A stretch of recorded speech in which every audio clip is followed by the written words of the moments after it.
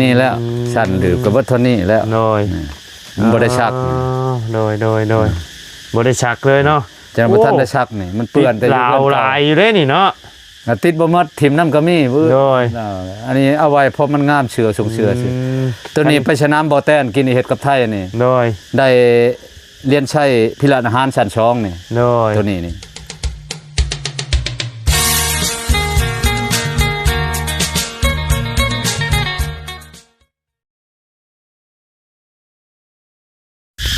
เรื่องนั้นเจาะแล้วก็มีนะฮะ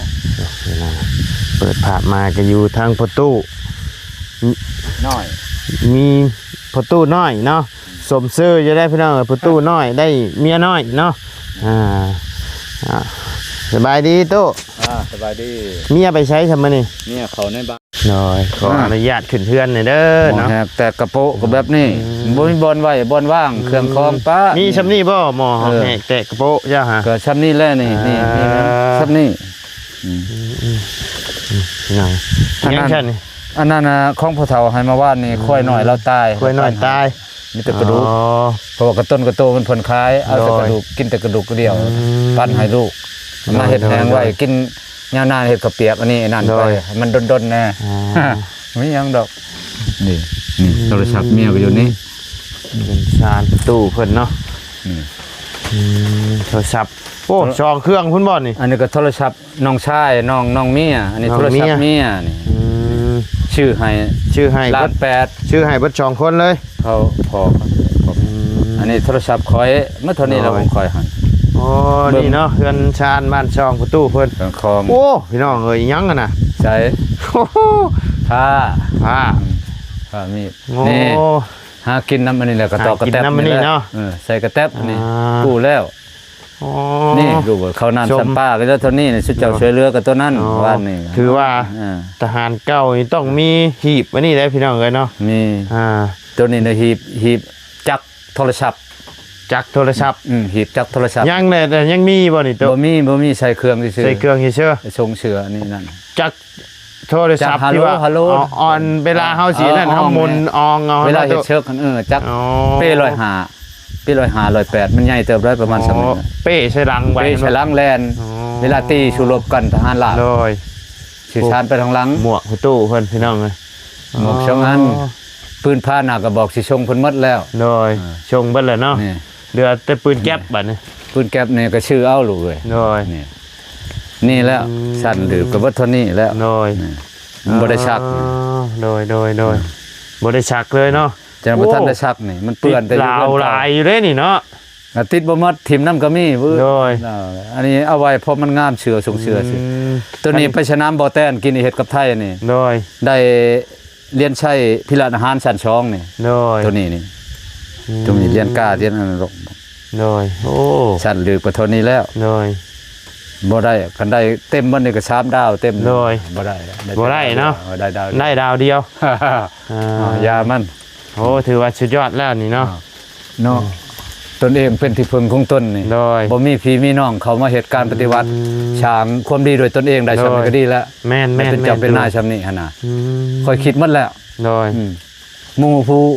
มีหนนายพลมีหนนายพันเป็นอันนั้นเป็นอ้ายเป็นน้องบ่ได้ชำข่อยก็มีบ่แม่นอันนี้ตนเองสร้างตนเองเฮ็ดดี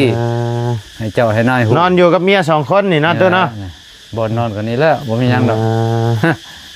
นอนอยู่กับเมีย2คนชวมเสียมก็บ่มีโดยนี่ก็เครื่องเมียเครื่องเมียหมดนี่เครื่องคอยโดยนั่นบาโลทหารที่เขาก็ยังเอามานำบาโลชุงดาดเก็บยานยาหลวงนั่นน่ะเพิ่นเอามาหมดเพิ่นมาประกอบให้โดยแต่ว่ากินเบี้ยบำนาญ 4-5 ปีแล้วเนาะตู้เนาะ5 ปีแล้วเนาะ2,000เช้าเด้บ่2,000เช้ากินข้าวก็ยังมื้อนี้ตู้คือว่าเมื่อเช้านี่ก็มีชุดเจ้าให้แล้วอ๋อน้อยเมียก็มักแน่น่ะน้อยแบบมันแกงใส่ผักใส่หยังมากินกับข้าวแล้วน้อยโอ้ปืนแมตเช้าบ่นี่โตตัดออกแล้วตัดออก10 เซนยังเหลือแมต10เอาอย่างเงี้ยคอยบ่มักมันยาวโพดตามตำรามันตามสเปคมันแถมแมตเช้าน้อยเขาเฮ็ดแต่อาหารนั่นน่ะแน่ใช่ ตัวใดนี่ตกตุ้ย ตกตุ้ยนกปลิวบ่ได้ นกปลิ มี ว แนวอื่นนกปลิวนกกระแทกกระแทกคุณมึง โดยบ่ได้ไปหาจอบยิงกระหอกกระแต บ่ บ่ ฮอกบ่มีแล้วแถว บ่ นี้ มี มัน แถวนี้เนาะ มันเป็นดินจีนมาละจีนทางมันบ่มีบ่อนอยู่แล้วก็ฮอก น้อย จะไปใช้ คนในบ้านนี่บ่เฮ็ดนี่นะ โอ้ยในเมืองพุ่นได้ โอ้ เสยปนพุ่นได้ น้อยคัก เขาชื่อก็750,000 อืม ไปซื้อเหล้ามันอยู่ตลาด350,000 น้อย ไปให้เขาขามือเขา400,000ยังได้ชำนี้ ได้ พอได้กินได้อยู่ น้อยพอได้ เลี้ยงลูกเรียนมี พอได้หาอยู่ ไป หากิ ใส่ น กระตอกกระแตบแล้ว น้อย เอานกเปรี้ยวปิ๊บปุ๊บตุ๊ดแป๊กมากระตำโป๊ะโป๊ะ น้อ โป๊ะ ยพอได้หาอยู่หากิน เนี่ย เลี้ยงลูกเลี้ยงเมียเนาะ เงินพักจำเดี๋ยวก็แล้วไปมื้อนั้น น้อย มือมันก็มาเป่ารอกชนลาย ดูเกือบขัดมันเพิ่น เกือบพุ่นแล้วแต่เพิ่น แต่กี้เพิ่นบ่ เกือบแต่เพิ่นให้เพิ่นเลยมันเพ่มัน เนาะ บ่ได้ติดกาวเลย น้อย อยู่กับเมียมีความสุข น้อย สองคนอยากกินหยังกิน อย่ากินยังกินเนาะ เมียตามได้ตามมี กินชัมมี่เนาะตู้เนาะ มี1,100มี500อยากกินหยังเฮ้ยไปซื้อ น้อย กิน อึ๊บ พูดเข้าไปพุ่นระวังได้ อึ๊บ เนาะบันไดก็จะจ้อ บ่เฮ็ดกวางหลาย น้อยมื้อนี้บ่ได้ไปเรียกบ่มื้อ บ่ นี้ ได้ไปใช้แล้วสิจุดให้แล้ว สิจูดให้ สิจุดให้นี่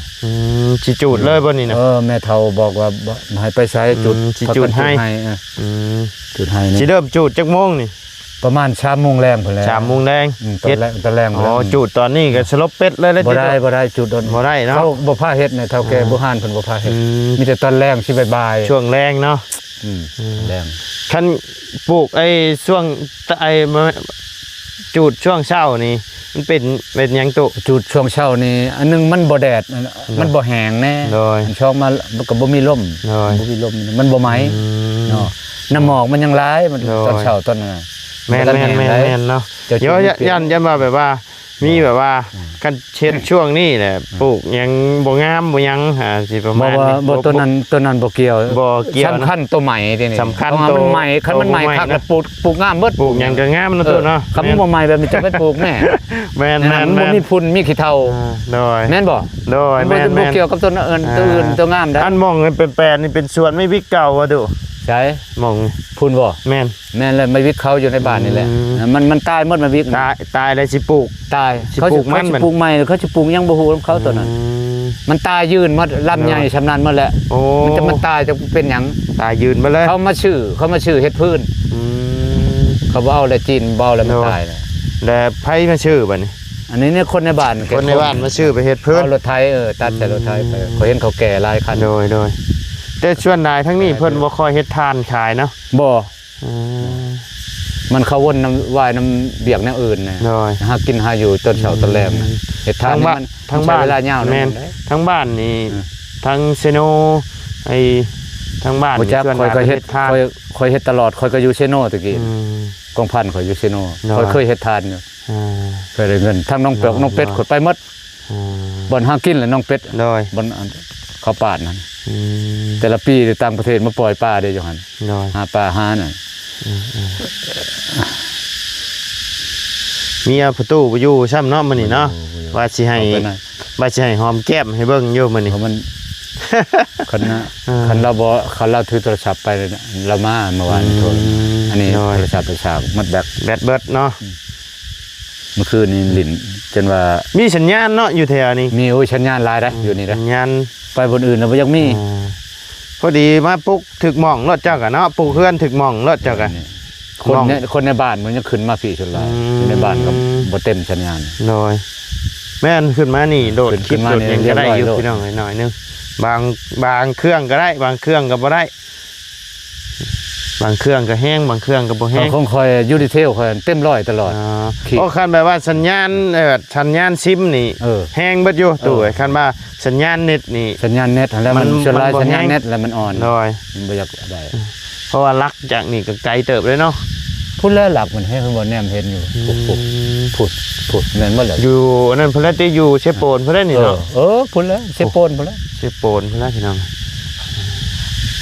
ย่างลัดไปนี่ก็ไกลเติบบ่ตุ คันมีทางย่างชื่อนี่ใกล้นี่จะลายไปพี่มันโค้งใกล้ ลัด ตัดทางลัดไปนี่บ่ได้บ่ ตัดทางมันพอเป็นอันนี้แล้วเป็นโศกเป็นเฮลแล้วเขาเป็นห่วยเป็นอันนั้นเขาบ่ได้ตัด อีกขั้นอีกตัดติ นั้น ทุกนะ เนี่ยจากจันทร์จนหอนะหอแล้วบ่ชีวิต12 โมงเนี่ย 10 โมง คือว่าหอดชีวิต12 โมงลูกเนาะ เนาะจักจันทร์ติดช่วงเช้าจักจันทร์เนาะ ตอนเช้ากับตอนแรงบ่ายๆตอนมันห่มมันนะ บ่จะบ่ได้ไปว่าตัว บ่มันบ่ช้ำนี่แหละมันเริ่มช้ำนี่แต่เก่านี่